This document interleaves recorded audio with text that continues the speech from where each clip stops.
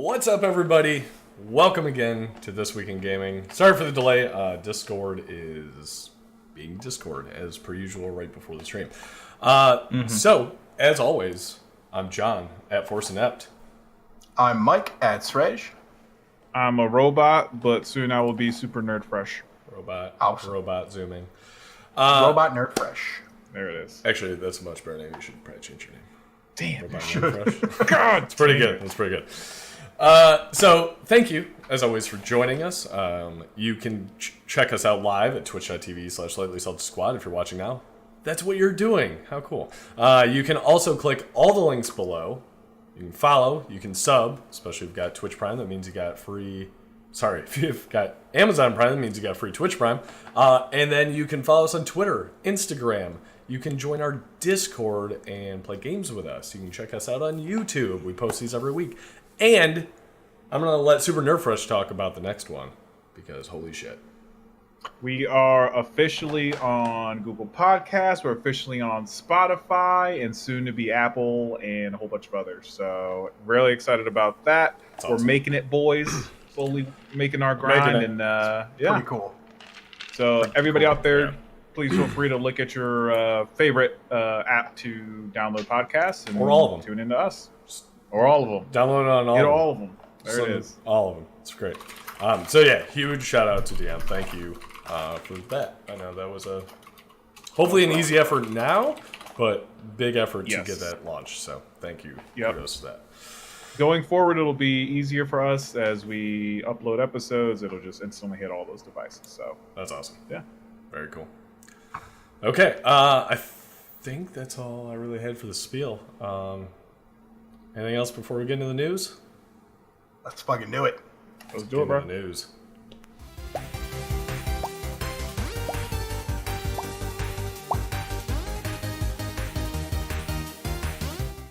Peeking a little bit.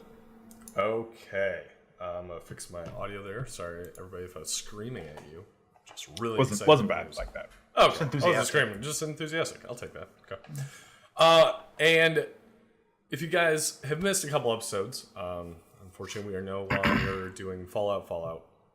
We are doing Awful Anthem. One And sad thing to the next. One sad thing to the next. We got some weird stories tonight, but some pretty cool stories as well. But first, it's BioWare's Anthem lost too many players already. So Screen Rant, which apparently talks about video games now, so there's that, did, I guess, a survey, and apparently, allegedly from their findings and stuff, there was 50% of people have stopped playing the game, and a lot of people are soon to be leaving the game.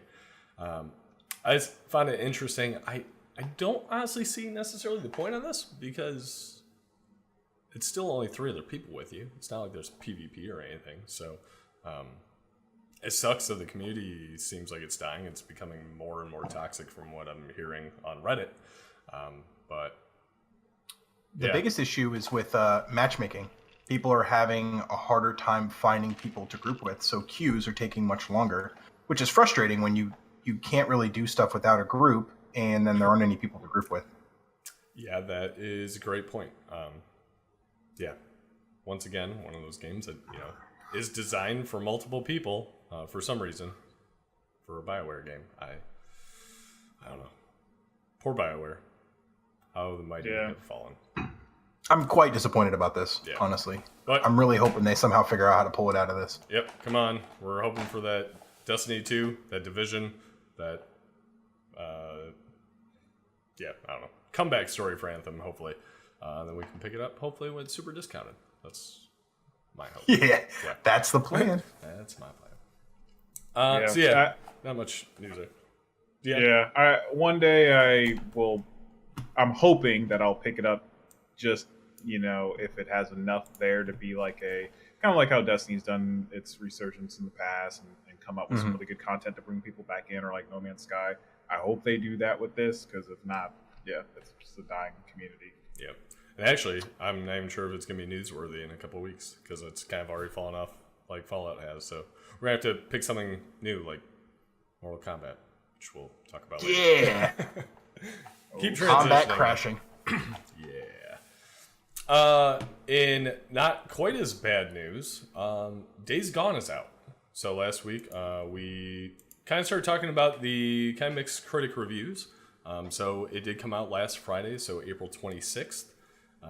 It's got a 72 Metascore, user score of 8.0. And yeah, honestly, it's not as polarized as I thought for the user reviews. Right. So it's kind of interesting. So I've played some of it, not as much as I kind of hoped. Mike, you've played, I think, a little more than me. Yep, about 4 hours.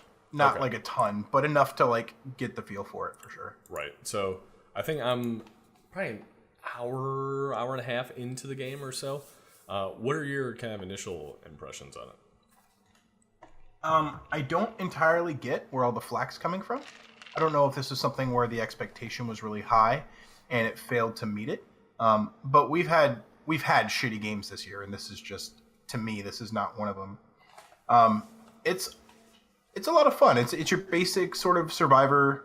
I don't know. It's almost survivor-ish. Yeah. It feels kind of like a faster paced Last of Us with a weaker story. The combat is a little bit faster, and melee combat was extremely limited in The Last of Us, and this is I tend to do much more melee combat because it's quiet. Same. But it's the same sort of thing where you're kind of solo guy going around, you're finding pieces, you're building weapons, you're building health kits, you're using rocks and bottles to lure people in and out. The zombies are quite interesting. I haven't played World War Z, but they remind me of the zombies from World War Z, the movie, where they're just a faster paced, more aggressive. They hear you and they snap and they sort of like aggress towards you, rather than The Walking Dead, where they're a little bit quieter and wobbly or whatever. I've had a lot of fun. The motorcycle physics are frustrating but realistic, I guess. It just has a lot of weight to it, and so you try to like whip around a corner and you go into a tree, and then but it is cool that you have to find gas, and so there was a genuine sense of urgency trying to ride home. So the zombies are resting during the day, so there's a few of them that are out, but they're weaker, and then there are more of them out at night, and they're stronger. And so there's a sense of urgency when you're playing and the sun's going down and you're not near a camp and you're running out of gas. It's like, what do I do? Because without your motorcycle, you move much, much slower, and you don't exactly want to leave it somewhere and run away from it because you have to go back to it. So I thought that was actually really cool. When I felt myself getting anxious because I didn't have gas, I was like, wait a minute, I'm really into this. This is pretty neat. So I like it. I'm really looking forward to playing through the rest of it. That's a cool effect. I haven't gotten to experience quite that. I've kind of seen a horde, but not really interacted with it. The bike, I've pretty much just gotten. I've only taken on one mission, taken it back, and then I slept because I didn't want it to be night because I was terrified. But yeah, to your point, and I think the user meta score is kind of where I'm at, where it's like an 8. It seems good. It looks good. I've had a few little bugs and stuff like that. To your point, it's that open world kind of survival, which I like. I don't like fast zombies, and if zombie apocalypse ever happens and they're fast, I'm done. Just Walking Dead, I'm gonna try. Fast zombies, nope, not at all. They're terrifying. Yeah, they're terrifying, and the fact that they can climb and things like that, equally terrifying. Yes. Yeah, I thought I was safe up on top of a building, and one just like, it was like, oh no, oh no. Yep. But yeah, the melee combat and everything, I think feels pretty good though. Like kind of weight to the bats and stuff. They're durable, so they break and all that stuff. So you're kind of being careful about things. You're, like you said, being stealthy and sneaking up on things. The gun mechanics, I'm not super fan of. I get maybe it's trying to be a little more realistic, that it's, shooting something in the head from a distance that's moving, not supposed to be easy for like not trained people, but I'm not accustomed to that in a video game, and I was hoping I would like my like pistol with a silencer on it and stuff like that, and I'd be doing all that, but now I'm like, I'm gonna just go up and bash in the head with a bat or brick or whatever. Yep.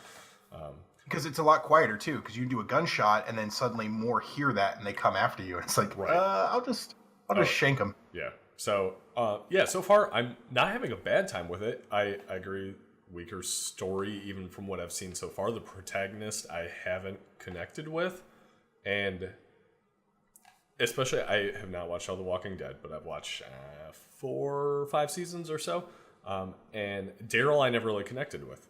And this game I feel is, oh, Daryl's really cool. Let's make a video game about Daryl. And it's not Death Stranding. Not Death Stranding. Right. Right. Well, Norman Reedus was tied up with Death Stranding, so they got some other guy to do it. Otherwise, this would have been nice. You're close enough. You're white. You can wear a biker jacket and have tattoos. Like I'm not gonna lie, when I first saw the character and the kind of intro and stuff with like the neck tattoos and everything, I was like, I'm kind of like stuck like this, aren't I? Shit. But the bike feels good and it's got some cool mechanics to it. It's just, I need to play more, but I'm definitely not turned off to it. But I'm not super excited to go back to it. Kind of at that point. Yeah. I didn't pick it up. I was a little cautious on this. And some of the flack is disappointing. Not the reason why. You don't want a not stellar game. Come on. Hey, so this is where I think the biggest flack is, right? I think Sony may have somewhat done this to themselves, right? I mean, some of the last games that have come out have been on this higher tier. And so, granted, it's not on that level. Doesn't mean it's a terrible game, but I think of the expectations of everything else that's been out recently, also people can't help but tie it into The Last of Us, which is also on this other level too. And so when you're comparing these things to that, it just, it doesn't have the story that The Last of Us has. It doesn't have some of the AI. From what I've heard in reviews, the AI doesn't match up to what we've seen in God of War and other games. That's fair. I think it's some of those factors. Also, remember that this game was pushed out later, and from what I heard from reviews, I haven't played it, but from what I heard, there was a lot of just different bugs, audio bugs, and other things like that that are a detractor.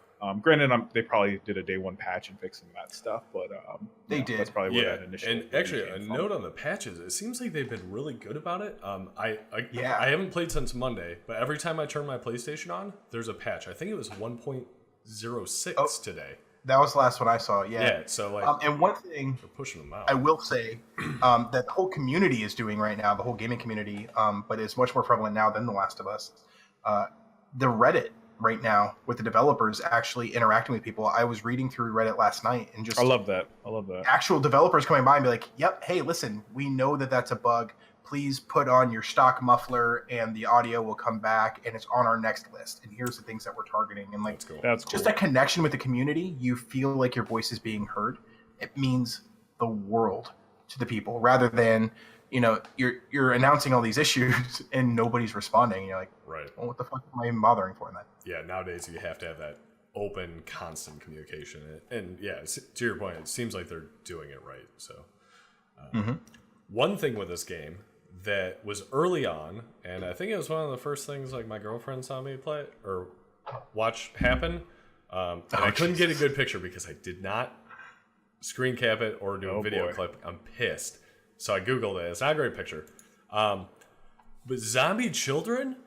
Holy shit.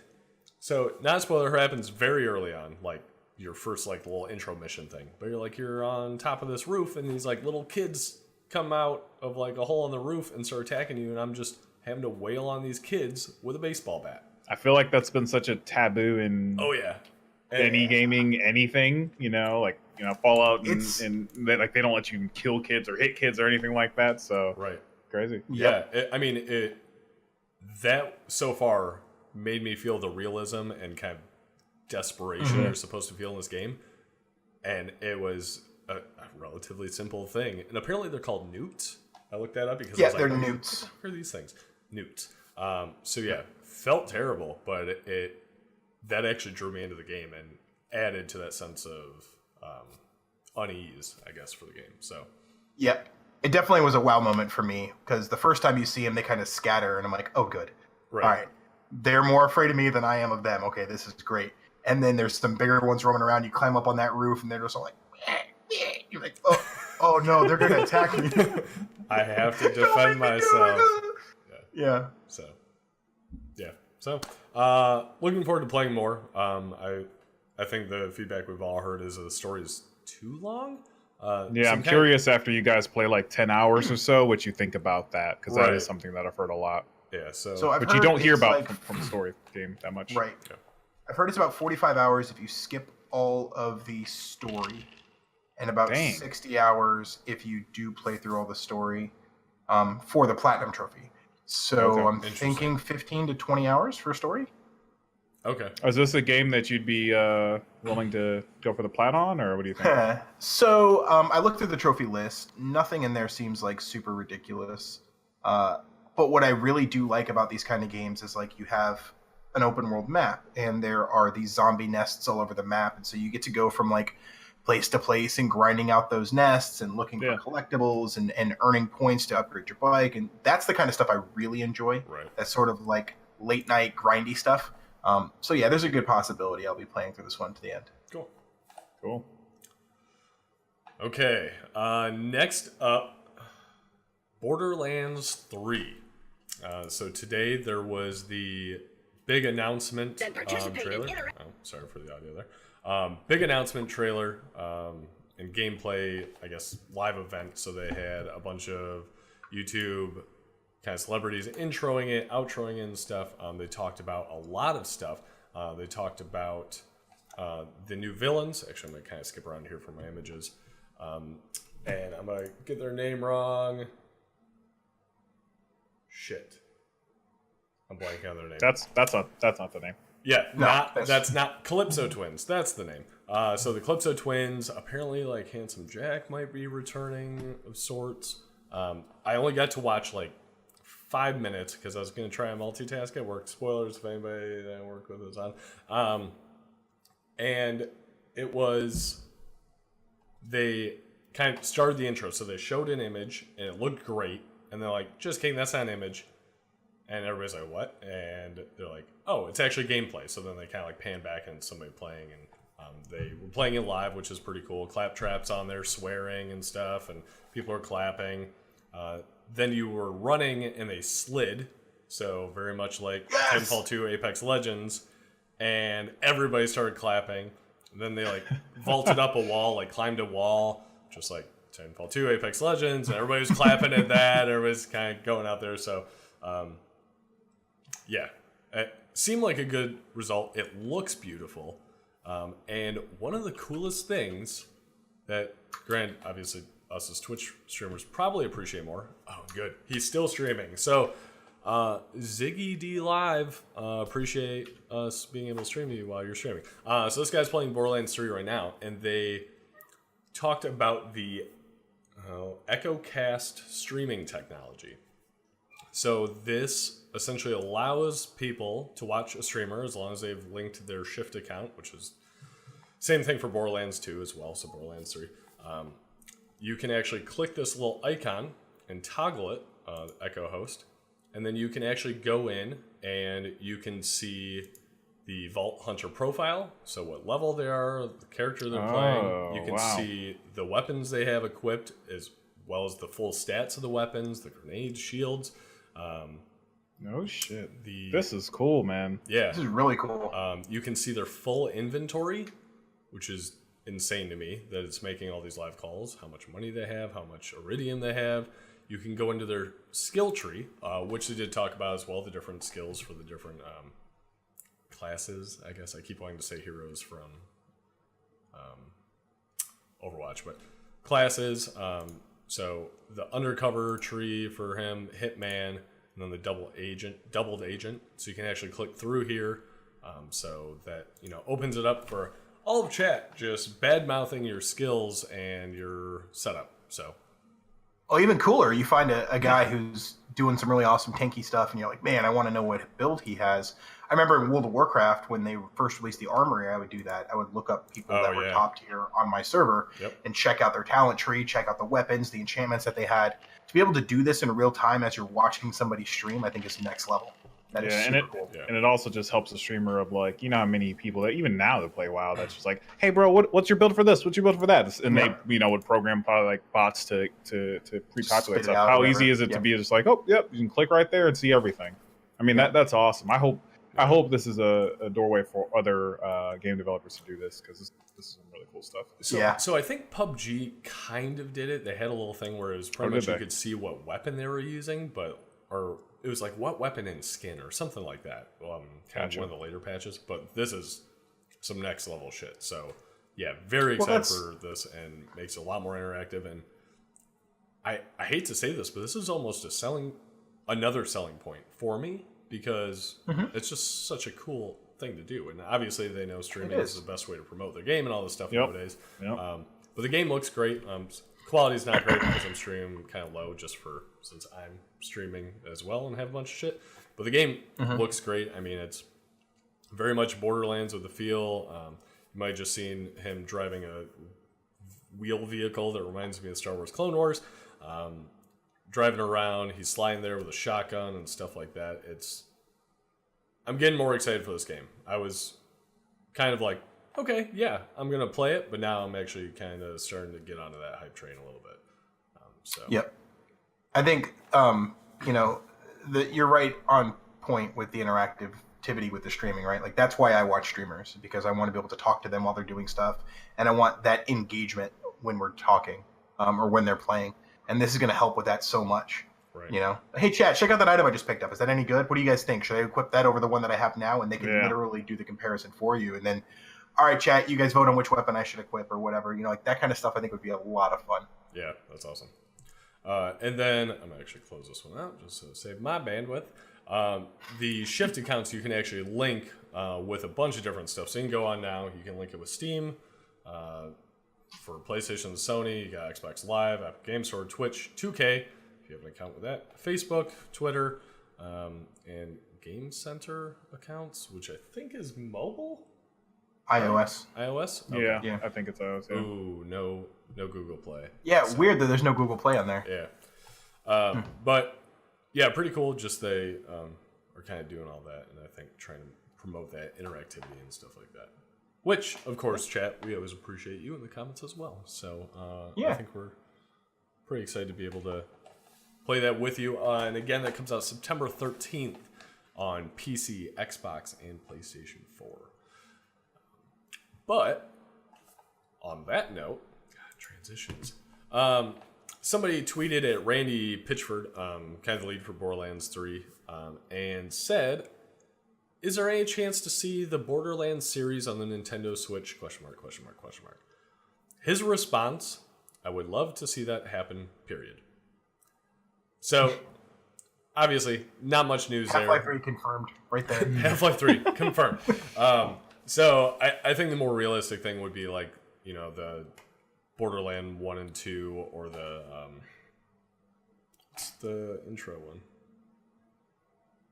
The prequel? The prequel. There you go. That's the word. The intro / prequel one. So like the Handsome Jack collection or something like that. I could see that probably coming to Nintendo Switch. But based on just the graphics I've seen in Borderlands 3, don't think that's probably likely. But, I mean, Mortal Kombat came to Switch and some other ones. So maybe it'll just be like a very, very toned down graphic version. I don't know. But Borderlands 3 is in Unreal 4, right? Because so is Mortal Kombat. That's a great question. It is Unreal, so I think it's Unreal 4. So, I mean, if Mortal Kombat can make it in the Unreal Engine, then there's a good chance that this will be able to do it without a problem. Yeah, that's a great point, because Unreal is very good about having that kind of scalability, kind of like Fortnite and stuff like that. Well, they do mobile games too. Like, you can export directly from Unreal 4 to mobile. So they have like compatibility modes that they can do. Yeah. Was it Infinity Blade for the mobile? It was a really cool game. Maybe 5 years ago or so. It came out right out of Unreal. Gotcha. Okay. It is Unreal Engine 4, by the way. It is. Okay, cool.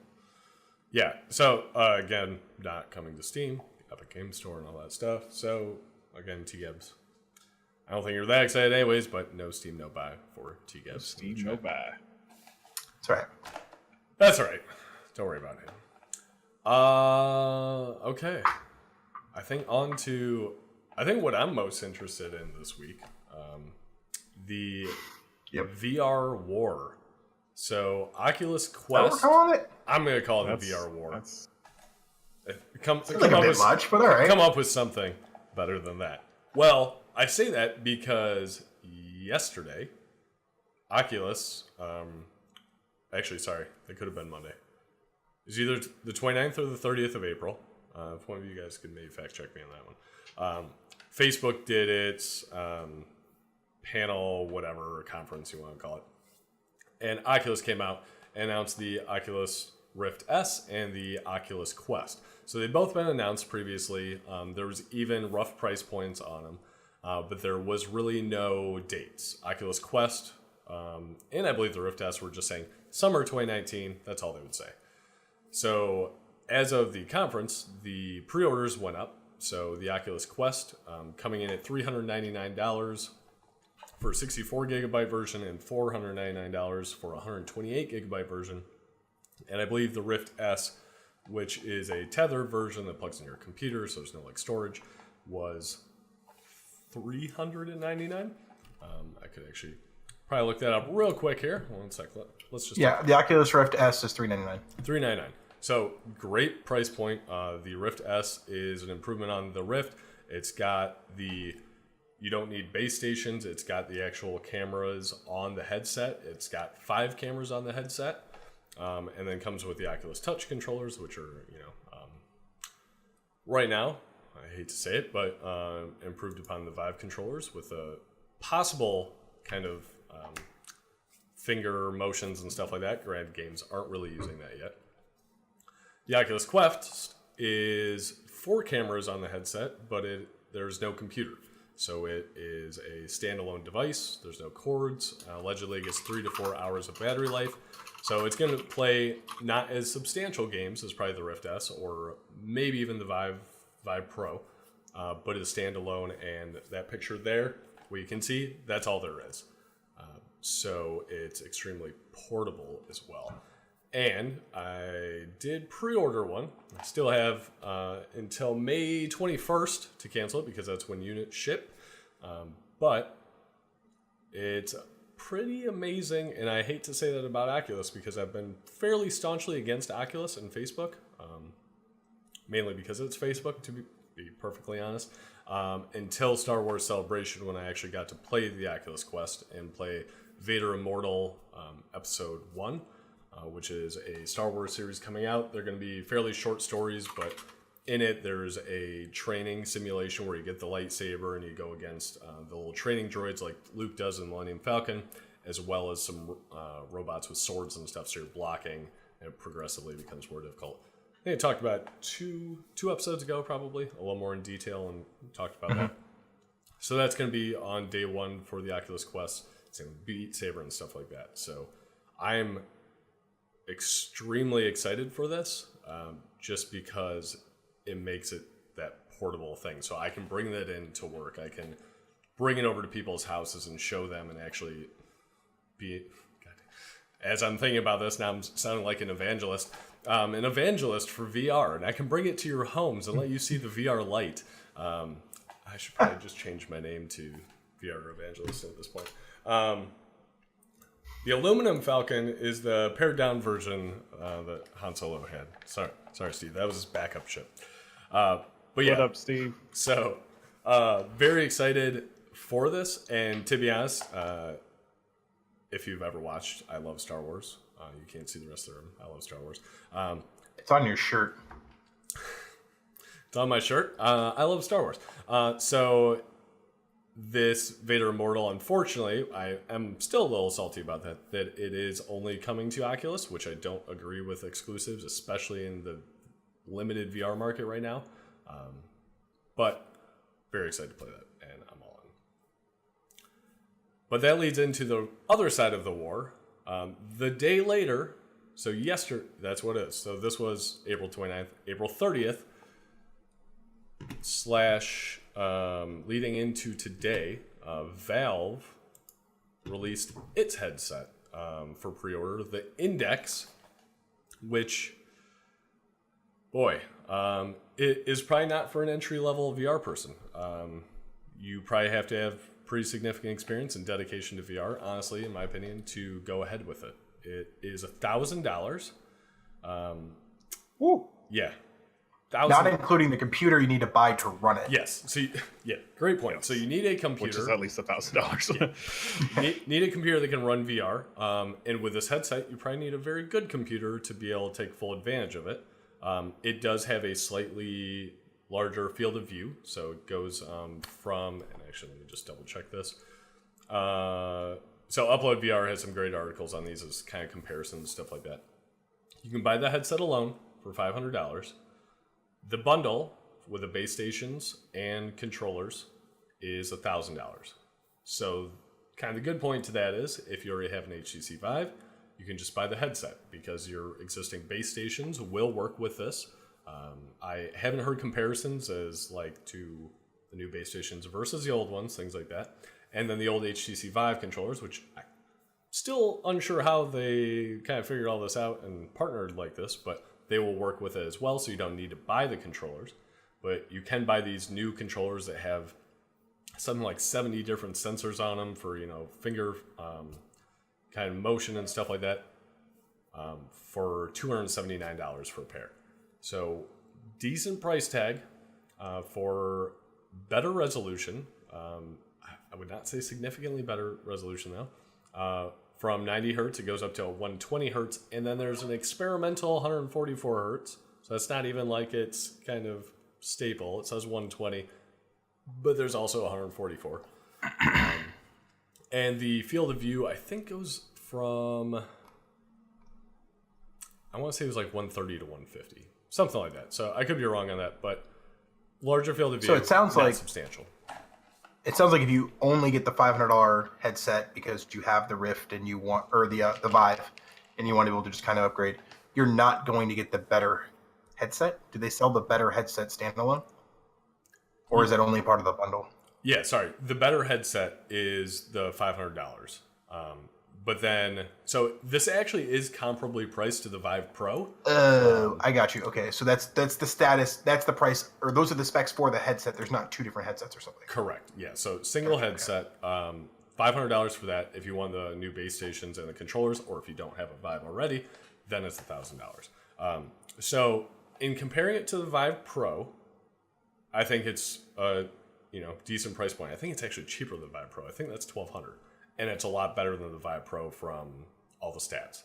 The Vive Pro with the assumption that it works the same way with the Vive motion sensors and the controllers. That's the only thing that's like, you don't really know. At least, I don't know, we were talking about this, John, and like I would want to see like someone fully review it and tell me that like my Vive sensors would work the same way and that there's not some big latency or anything like that. Like it needs to function the same way. Yeah, 100%. This is one that, based on the price point, is not something I would just be eager to jump into. I'm interested in it, and I think it will be interesting to see how it comes. But honestly, with the market the way it is, and with the Quest Go getting like confirmed, announced on shipping dates and everything like that, the day prior, that's cordless. I get it's not as high tier, but it's cordless, it's cheaper, and it's freaking portable. It's standalone, and it's, from what I played, very good.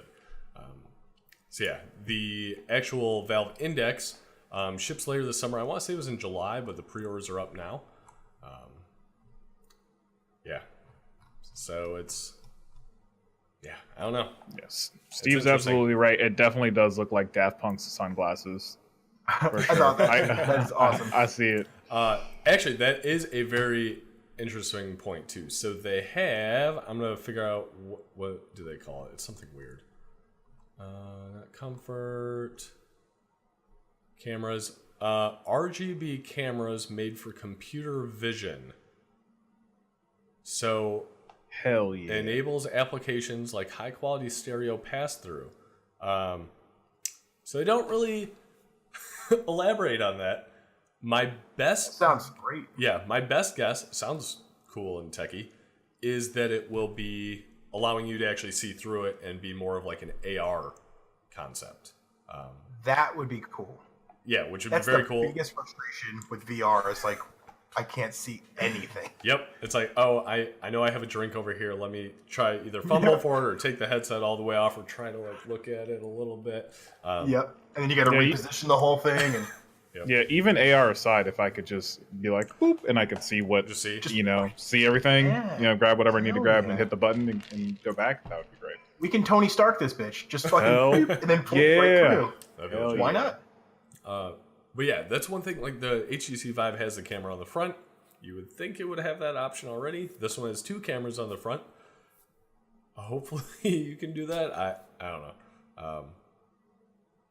It'll be interesting. I'm also curious what this little like contraption on the front is. It looks like you can almost remove it. So I don't know. I don't know. It reminds me of the expansion slot in the Nintendo 64. Like I wonder if you can plug in another component or something into it. Yeah, maybe. It'll be interesting. I'm curious to see what the reviews are that come out of it. It's just, man, it is not entry level, and I thought there would at least be an entry level version of it. So, yeah, but we'll see. Right now, I'm leaning towards the Oculus Quest, and then hoping maybe the Valve Index goes wireless at some point and has a cheaper version. Yeah, we'll see. Now that I know that's a possibility, I don't know that I'm going to update my Vive until there is a wireless solution.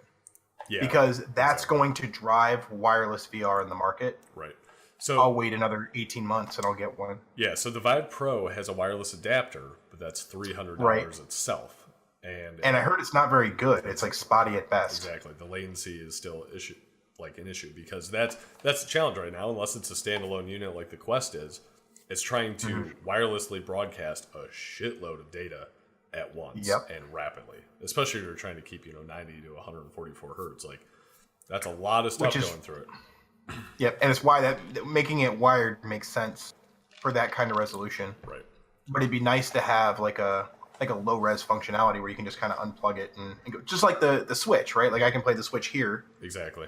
Or I could plug it in and get more power or whatever. Yeah, that's one thing I do wish the Quest had that functionality, that you could do that and kind of use it like a Rift S.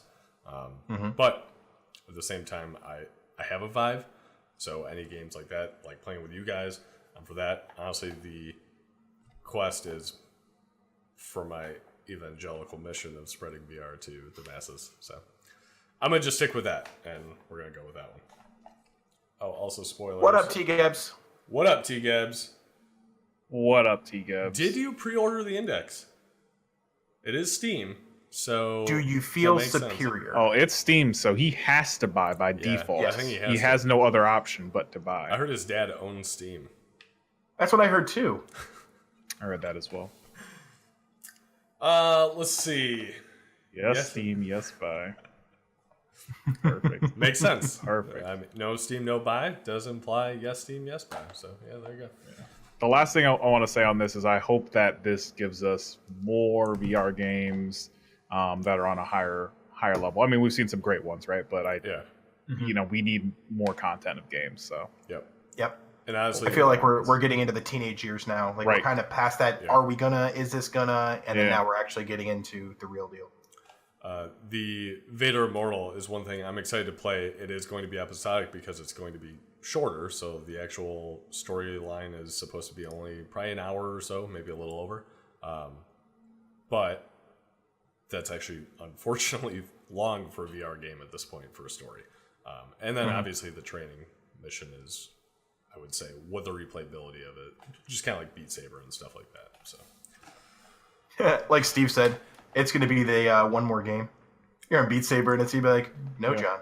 Yep. One more game. One more. Come on. You can do one more, John. I'm going to just bring it into work and then set up in our big conference room that's empty and just go to town because there'll be no walls. I'm going to run all over the place.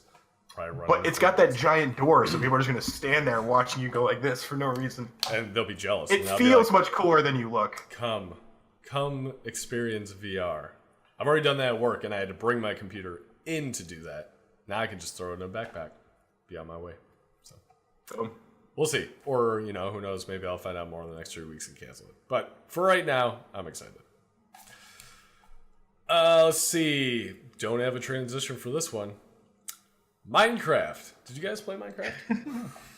No. I played a good amount of Minecraft for like a certain amount of time. Maybe it was like 2012 to like 15 or something like that, where I was like really I know, but I was like really into it. Shout out to Lampy out there. Him and I were like, I don't know, we just got hooked during that time frame, and we were building crazy big castles and other stuff. Now it's like I look at the game and there's like so much stuff there, like I wouldn't even know what to do at this point. But it was a good sect of time.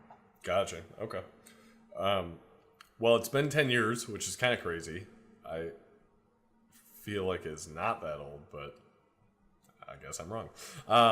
So we reported on a similar story probably a few months ago, where Notch, the creator of Minecraft, was taken out of the loading screen. So it has like kind of different phrases on the loading screens of Minecraft, and Notch was kind of one that just kind of popped up every once in a while. Microsoft took that out, didn't comment on it. So there's a bunch of, oh wow, you know, they don't want to be associated with Notch, whatever. But there's no ever official confirmation.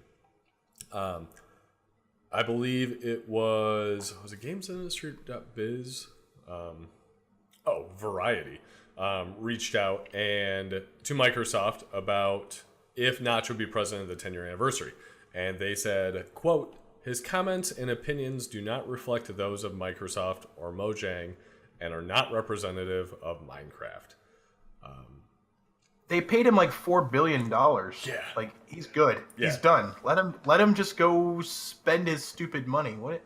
Yeah, so he has never been We bought it. Leave him alone. He was, never super involved with the community. Kind of after the sale, he didn't want to be much of a part of it. Everybody kind of speculated for the 10th anniversary that he'd be coming back, but he is, I would say, has become notorious or infamous on Twitch for tweeting things about it's okay to be a man and a lot of kind of misogynistic and other things, like transphobic things as well.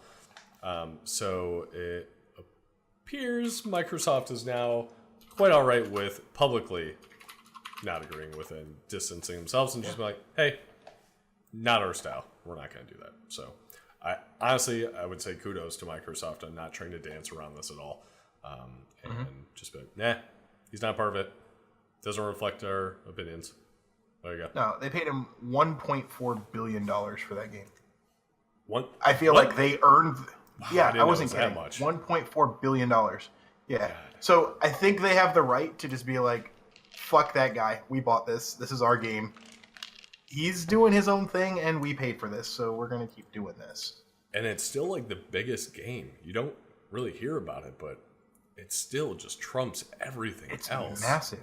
Unreal. It's similar to Fortnite as far as the demographic. Like, it's those young kids. You don't need a super high profile machine to be able to play it. It's accessible on mobile. It's accessible on tablet. Like, you can have it. You can play it on anything. VR. I saw a toaster once that played it. Yeah. Oh, yep. You could do VR. Yeah. Yeah. They're doing all that freaking ray tracing mods for it. Have you seen those? It's like, no, come on. I haven't. Oh my god. I kind of want to check those out now. But yeah, so it's pretty cool. Minecraft, 10 years, still going strong, and Microsoft distancing themselves. Man, I'm not very good with transitions tonight. Mortal Kombat. We talked about it earlier. All right. Yeah. All right, John. We need to get better at it's been a long week. I'm tired. Man, they're really killing off Notch. Speaking of killing and fatalities.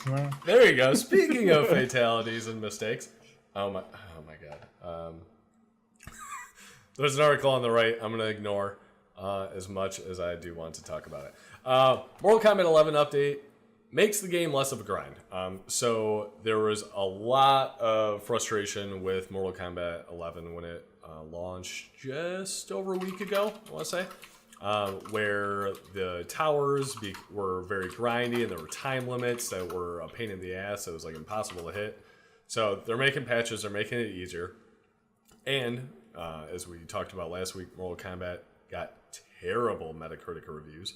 I think the critic average was somewhere between 75 up to actually 90, depending on what you looked at and depending on the console. And the user scores were like a 2. Because it was very much loot boxy. You had to have currency or buy currency to unlock fatalities and characters and all this other stuff. So NetherRealm is actually giving them let's say a stimulus package of currency to make it not as bad for players playing it now. But I want to know what your thoughts are, because like, what if you already spent money on this and now you're getting this free shit? Like, what would have your either of you reaction guys be? seen how much it is to unlock everything in that game? No. Take a wild guess. Wild guess at what it would cost you to unlock everything in Mortal Kombat 11. $120. Yeah, I would say something in like a $100.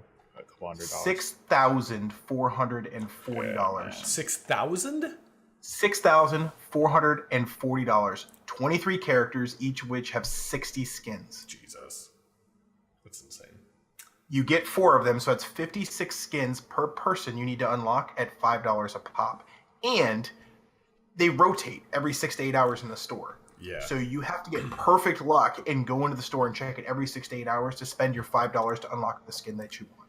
Now, that's on top of the $60 to buy the game. Point of clarification, you can unlock these through playing the game. You can grind a lot and unlock them.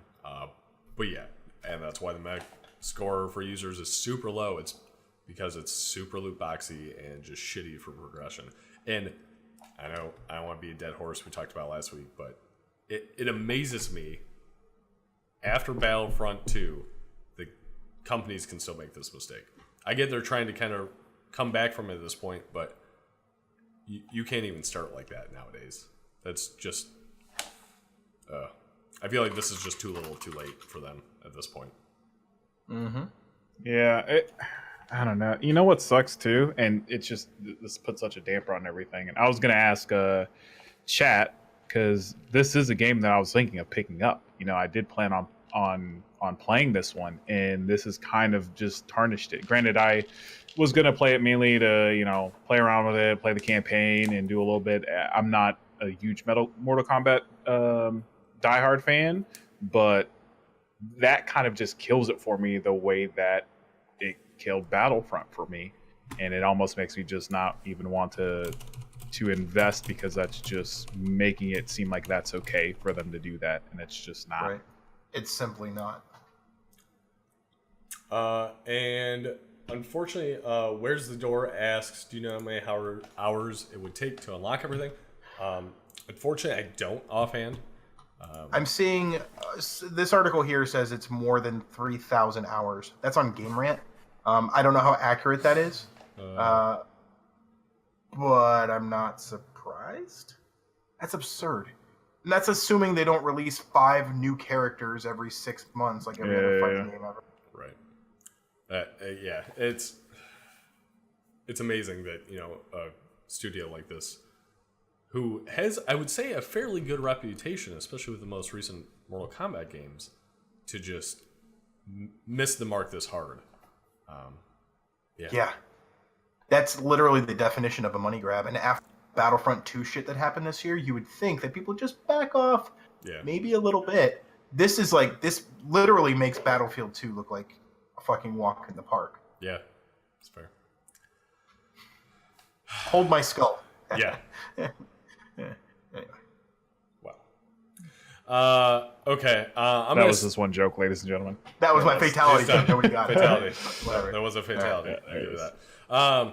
Okay, we're gonna skip the next article because chat already talking about the article, which actually we're talking about later. Yeah. Okay. Going over to this sci-fi game, so you kind of fly a spaceship. It's a kind of space battle shoot 'em up, or shmup as they call them. It's on Kickstarter right now. Its goal was 100,000 British pounds. It has raised over 1.6 million pounds, and is allegedly set to come out in June of this year, with updates following. So this little kind of gameplay looks kind of cool. I'm not usually really a shoot 'em up kind of guy, but it's crazy the backing this Kickstarter has gotten. You might have noticed if you pledge 175 pounds or more, you can get Studio 69 VIP. Interesting. It's weird. I don't know why they would name it that. It's crazy. Oh, so there is another aspect of the game. I believe they defined it as sexy waifus you unlock, and that's why it's raised 1.6 million pounds. Oh, you mean those titty physics? Yes. There it is. As their trailer references, titty physics. The trailer does not take itself seriously at all. I'm not going to play it because I want to stay on Twitch. But I encourage you to go check it out because it's fairly entertaining. They talk about how they've never won any awards. No one has, given them great reviews. And you can unlock... What was the quote? I want to scroll down the page, but I can't. I believe it was, as you progress, you unlock great plot points. Yes. So T-Gaps, you can either kickstart it or you can go on Steam. It is on Steam, so you can buy it. I'm just gonna read this one quote. I know you're probably like, don't do this. I'm reading off of PC Gamer. I'm a little terrified. Subverse says you can have sex with a bunch of women and also play some of the RPG combat segments, but it's mostly about the sex. Like just flat out. Hey, here we go. It's unabashed. Mass Effect, adult inspired game. This is the one, like, when I'm playing on Discord, I'll have to change the what am I playing tag. No, I'm playing TurboTax. Don't worry about it. Yeah. I'm being an adult. Yeah. So there's that. It wasn't allowed to be a Steam Greenlight because of content. So they shifted over to Kickstarter and apparently have done quite well. So that tells you about the world. The very first 5 seconds of the trailer had me cracking up. From the studio that was banned from Patreon. Yep. For the rest of this sentence. Yeah.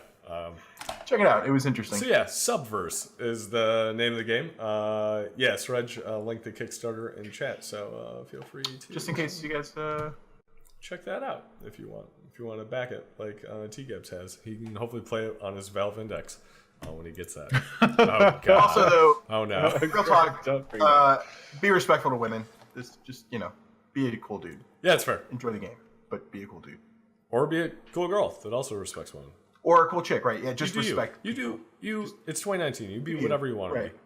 Right. Just don't tell your parents you're playing this. If you want to be a sexy waifu yourself, you go for it, T-Gaps. Okay. Going back article because we had to jump forward for that based on that thumbnail that came up. Your transition was literally the freaking it was the ad on the side of the page. Yeah, I know. That was your transition, and now you missed it. I'm concerned because I looked up this article that now I'm going to see that ad everywhere. Yep. And kind of concerning. Yep. And since T-Gab's in the chat, this is a great opportunity to talk about Epic Game Store, who is set to acquire Rocket League studio Psyonix. So that means it will be coming to the Epic Game Store and undoubtedly going away from Steam. So pretty big move. Rocket League's still popular. It's got esports tournaments and all this stuff. It's continually pushing out little DLC updates and stuff. I rage every time I play it because I'm okay at it, but just not quite that next level, and it infuriates me. Yeah, so... Yeah, you're trash. T-Gab's Rocket League equals baby game. I don't think that was a response before this article, but will be. Yeah. I feel like we were just playing Rocket League together yesterday, talking about how he loves this game. I feel like he was just saying he loved it so much. Start calling you flip-flop T-Gabs over here. Oh my God. Okay, these were both polygons, so I feel a little better, but that thing's back. Actually, both of them are back. So, okay. But yeah, so short term, nothing's changing at all. Still committed to providing Rocket League with frequent updates, have new features, new content, new ways to play the game. Long term, we expect to bring Rocket League to Epic Game Store and to leverage our new relationship to grow the game in ways we couldn't do on our own before. I believe that bringing Rocket League to new audiences with more support is a win for everybody. So free game for September? Yeah, probably. Or hell, free before. Yeah, maybe even June. So end of May or early June is when they're expected to actually close on the deal. Let's see. Wow, Where's the Door played 5 hours a day. Actually, It's impressive. Man, when we were playing on PlayStation, we played a lot. Yeah, when it was released, I mean, we played like every night. We'd play at least a few hours.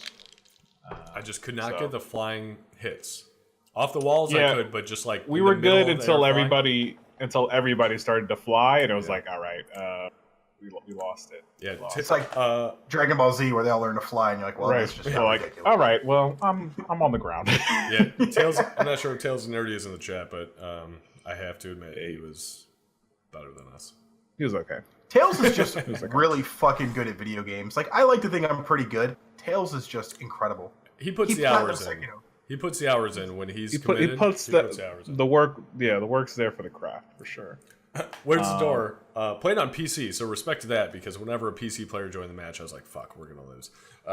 But Where's the door saying the secret is to boost, close your eyes, and pray. That is what I did. Didn't work. Nobody was listening to me, apparently. Agreed. The one thing I will say about this, and I don't think I thought I would ever say this, is the way that we've seen continual updates and pushes for Fortnite. I would hope that, the same type of support in terms of just new content, new skins, new everything would continue to hopefully funnel through Rocket League. I think that would be awesome. I'm a little interested, though, because we reported last week about Epic Games and Fortnite's crunch kind of culture that they created because they were doing so successful. Good point. They've come back from that a bit, but it was still there. And I didn't put in the news, but Apex Legends essentially responded, and Vince Zampella responded saying, hey, we're going to be doing updates for Apex Legends because that, has died off. I haven't played it in a couple of weeks now, actually. But they're going to push out contents, but they don't want to burn out their developers, so they're going to do it at, like, I forgot what he said, if it's a reasonable or, expected pace or something like that. So credit to them, although it has dropped off, which kind of sucks. But it does suck. Yeah. Yeah. So Epic Game Store making some plays. We'll see how it continues to go. Steam's now battling Oculus and Epic Game Store, so Steam's fighting some battles. Let's see. Where's the door? As long as they don't change core mechanics. Did you see the Fortnite players that won a college championship and when interviewed just said, yeah, this isn't fun anymore and Epic Games is ruining it? Oh, damn. Holy shit. No, I didn't see that. But I have heard that it's becoming, honestly, less of the game. Like the actual, okay, let's try to win a battle royale. And just be in the game for social aspects, kind of like Minecraft we were talking about, where it's a game you want to be in the game with your friends, whether it's doing the different quests and all this other stuff that Fortnite has, and almost progressively is becoming less about winning the game, and those that are focused on the winning of the game are just that next level compared to everybody else now, if they're dedicated to it. So they retired right there. That's incredible. Oh shit, that's a baller move. I'm not gonna lie. Yeah, we won. Not fun. Wow. Bye. We out. See you on Apex. That's my goal in life. Not sure if the link works put in chat, but that was from T-Gub saying that here's proof that it's a baby game. Oh, did that get flagged? Can you see it in chat? I can see yours. Yeah, I can see it. No, he put it in Discord. He put it in Discord, and y'all want to see the source? Join us in Discord. The link is down below. There it is. Proof that's a baby game. Pulling it up. I don't understand why you're so salty all the time. He searched baby game. All right, that's pretty clever. That's pretty clever. That's pretty clever. We'll give you that to you guys. We'll give you that one. Let's see. Next. Oh shit, it's 10 o'clock already. Okay. We're gonna kind of power through the ending here. Oh dang. Overwatch League. Woo. No surprise. We're still shitty. Florida Mayhem's dead last. No wins. 5 match wins. 5 map wins. 0 match wins. With Los Angeles Gladiators and San Francisco Shock. And oh shit, actually I didn't realize it was like that high up there. So Vancouver Titans, San Francisco Shock, undefeated, Los Angeles Gladiators undefeated with one more match played. So tomorrow, the Florida Mayhem play against the Dallas Fuel. So be sure to tune in and watch them lose, sadly. But back to the Epic Games Store. Transistor is free. So we reported on that last week, but April 18th through May 2nd. So you got till tomorrow to pick it up. Fantastic game. And then starting tomorrow, World of Goo is free until May 16th. And actually, apparently, first PC update in 10 years prior to the free version going out. Improves load times and frame rates and all that stuff to make it a more contemporary game. There's literally no level content or any other changes besides just kind of making it a better running game. So, cool update. Good on them to do it just in time for it being free on Epic Games Store. So, again, even if you don't support Epic Games Store, make sure you go in there, add it to your library. That way you own it. You don't need to actually download it, install it, or anything like that. And maybe that helps take money away from Epic Games. I don't know how that works, but I'm sure T-Games does it. Mm-hmm. Oh. No, we did not talk about the Capcom Home Arcade, but this is really cool. So it looks like a arcade. Gosh, damn it! Somebody edited out that video. It looks like an arcade tabletop deck with the slap buttons and the joysticks. That comes with 16 preloaded games for about 230 euros. 230 euros. Yeah. Well, it looks like competition quality joystick arcade thing. That's cool. I can't, the fucking name's just eluding me right now. The the arcade deck. Like a home arcade. Yeah, exactly. Yep. Yeah, that seems like a high price point. But unfortunately, those have really never been my style. I love playing them, like the actual cabinets and stuff like that when I go places, but just, I don't know. Yeah, it's 16 preloaded games, and it's got onboard Wi-Fi, so you can play online against other people, which is pretty slick. That's neat. That's cool. Yeah. Let's see. Next deals, PlayStation Plus. It is May 1st, and because it's Wednesday, it actually fell on the 1st. But this month, Overcooked, the first one, and then What Remains of Edith Finch, kind of adventure game, are free if you have PlayStation Plus. If you remember, and you watched us in January, What Remains of Edith Finch... Oh, next week? Yeah, PlayStation Plus games go on sale on Tuesdays. Oh, my bad. So they announced it a week early, which happened to be already in. Gotcha. Yeah, so next Tuesday. Sorry about that. So What Remains of Edith Finch, though, if you remember, was free on Epic Games Store if you watched us in January. So hopefully you already have that for PC, but now you can get it for PlayStation as well. And then Overcooked, obviously fantastic / terrible co-op cooking game. Great for couch co-op if you want to scream at your friends and family and not want to talk to them ever again. But fun. I think we actually did a Let's Play with Overcooked 2, and it's it's high pressure. It's there's a lot of yelling. Yelling involved. That's the thrill of it, though. You know. Yeah, that's right. Yep. Don't play it with your significant other. Throw that out there. Chop the onions! Chop the onions! Why are you burning the I onions? said a whole Oh my god! Move your pot! Move your pot! Why is the level moving? Stop it! Okay, that was enough yelling for us right now. And then, which we haven't really put on here before, I'm not sure why, but Microsoft Gold, whatever it's called. Games Xbox with Live Gold, bro. Games with Gold. You know damn well why we haven't put that Xbox on Live here. Gold. For May, I'm not really excited about any of these, but That's why we haven't put these on. Marooned. Like I've been an Xbox person for a while, and come on, man, you got to give me some AAA games here. What about the Golf Club 2019 featuring the PGA? Is that seriously what it is? Marooners. That just looks like Sea of Thieves to me. Sorry, Steve Natalie. And then you got some 360 games like Earth Defense Force, which I actually have heard EDF is very good. I have never played it. Agreed. Where's the door? You're right. It's definitely underrated for sure. But like, come on, man. Sure. Golf Club 2019. Let me see what we got here. How are we looking? And then Comic Jumper. Actually, 6 out of 10. Okay. All right.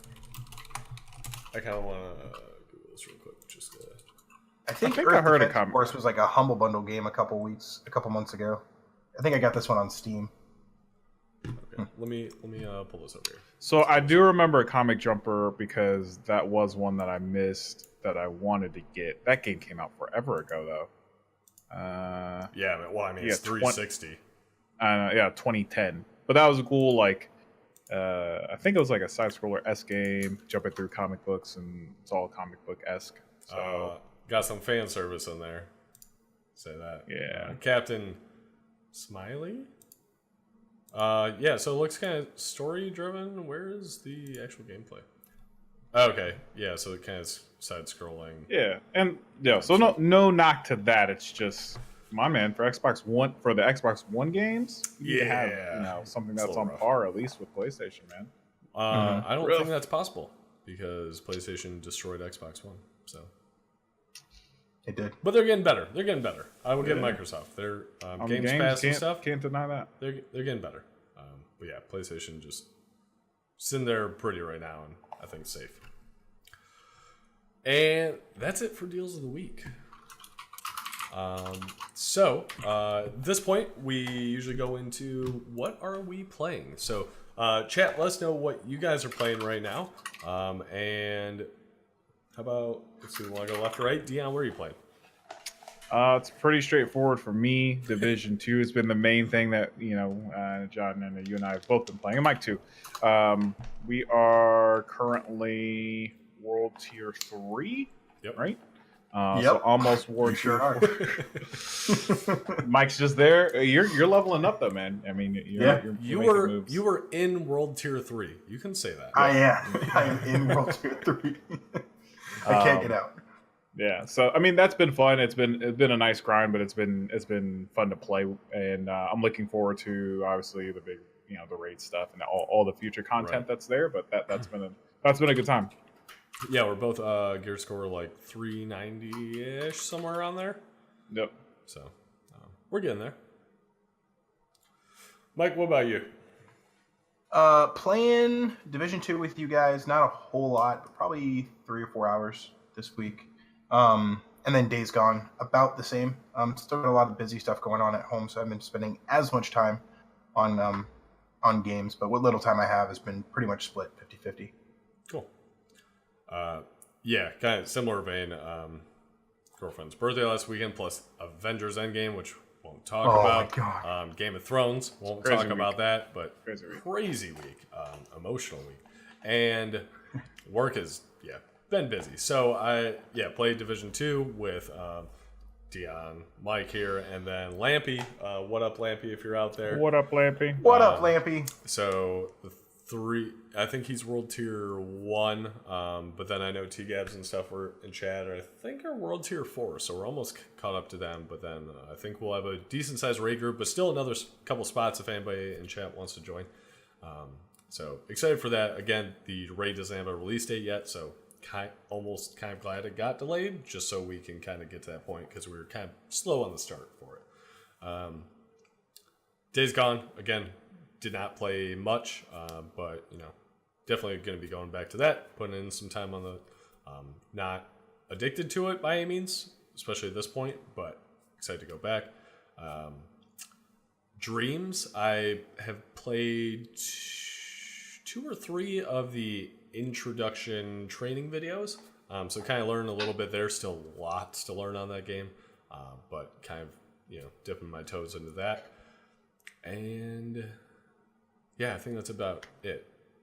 Side note, not gaming related, but reading the Vader comic series, the Marvel Vader comic series, and really enjoying that. So 3 of the, I'm not sure actually how many comics it is, but 3 of the book series or compilations, I forgot what they call them, into that. So I got 2 more left of those on that series, but really enjoying that and getting my post Star Wars celebration, still need something to keep me on Star Wars kind of high strung. So reading those, really enjoying them, and really wanting a tattoo. So chat, guys, Star Wars tattoo ideas, let me know.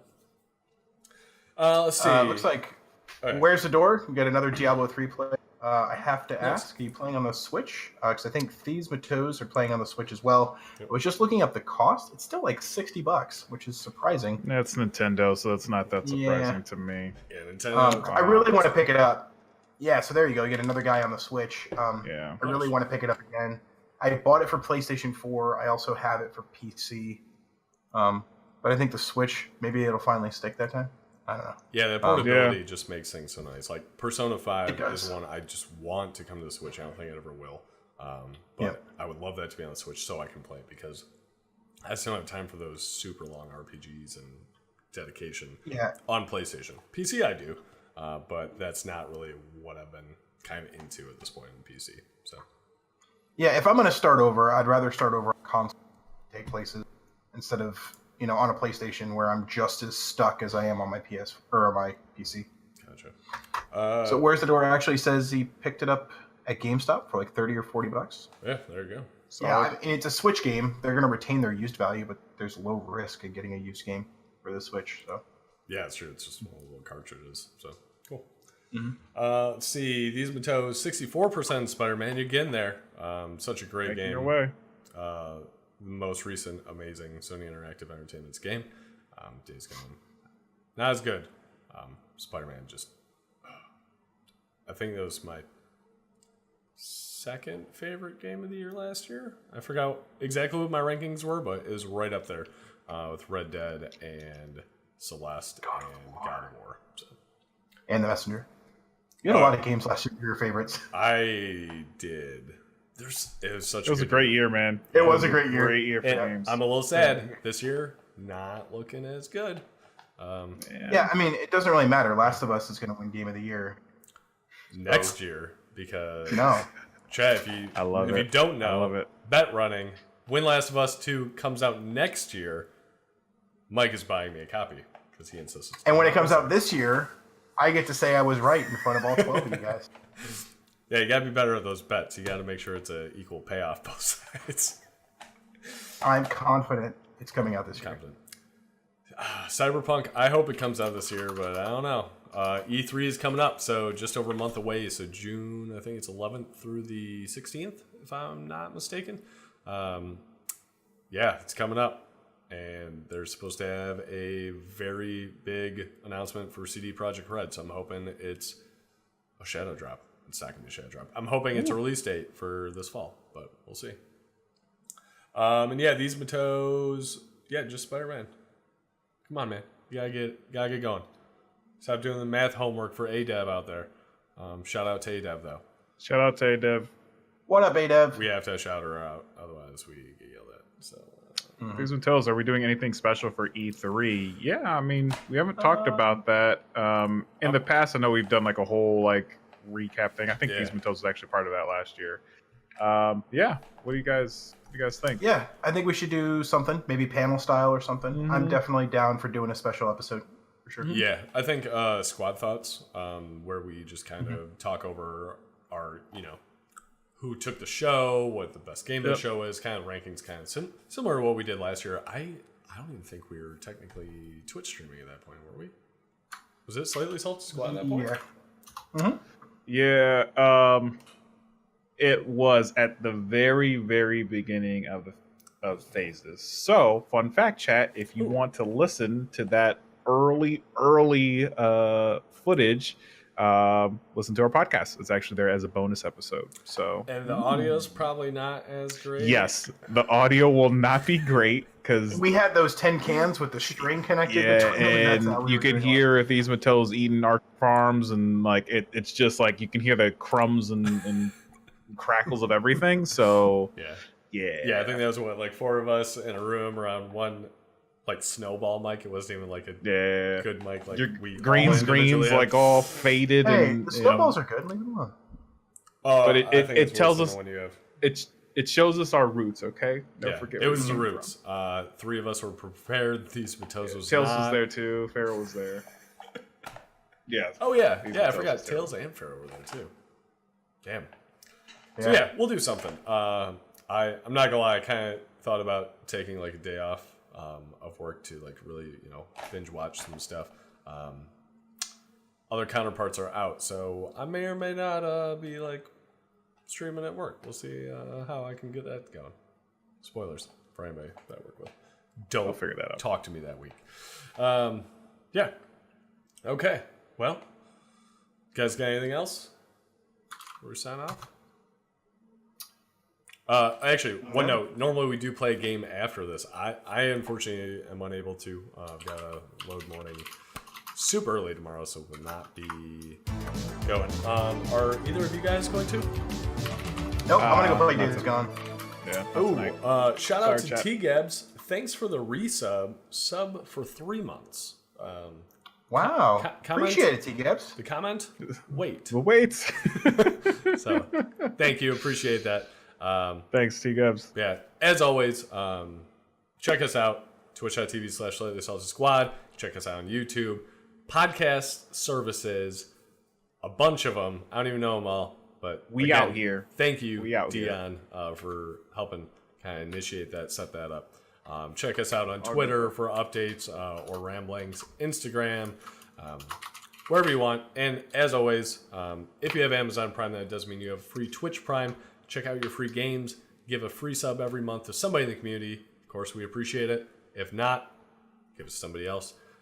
Please. Otherwise, Amazon keeps your money. No one likes that. You can also check us out on Patreon. Not much there, but let us know what you think, what we should do. We just appreciate your feedback and your continued support and interaction. So thank you for participating in chat as always. Thank you guys all the time. I really appreciate the support and the love and the just interaction from the community. You guys are my favorite people, and you make this so much fun. Thank you, thank you, thank you. Yeah, that's the thing. We do this for fun. We enjoy it, but obviously we love when you enjoy it even more. So, yeah, thank you. And until next time, stay salted. Bye. Bye, guys.